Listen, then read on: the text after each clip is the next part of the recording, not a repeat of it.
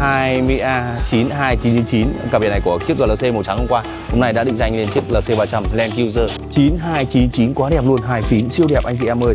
Đỉnh mãi đỉnh, quá đẹp luôn anh chị em ạ. Hôm qua xe trắng, hôm nay xe đen nhưng vẫn dùng chung cặp biển 20A 92999, định danh từ chiếc GLC 300 màu trắng tên chiếc GLC 300 mới tinh 2026 anh chị em ơi. Em có tất cả các dịch vụ, anh chị em thu hồi cặp biển số cũ, cà số, tháo biển, lên chiếc xe mới anh chị em chỉ cần chọn xe thôi, còn tất cả các dịch vụ khác lại em Đức lại lo. Định danh lên cho anh chị em, lên xe nộp thuế cho anh chị em, bao từ A đến Z cho anh chị em, tất cả full. Ngoài ra có một dịch vụ đổi biển xấu thành biển đẹp duy nhất tại Thái Nguyên, bao lên xe cho anh chị em, đúng căn cước, đúng tên, đúng tuổi, đúng biển số, đúng xe của anh chị em mới nhận thanh toán. Ngoài ra anh chị em có biển đấu giá mà cần gia hạn từ 1 năm đến 5 năm có thể là alo em Đức có dịch vụ gia hạn. Mời anh chị em qua kho biển số đẹp Thái Nguyên số nhà 16 đường Nguyễn Du, em Đức tư vấn miễn phí cho anh chị em. Cảm ơn anh chị em.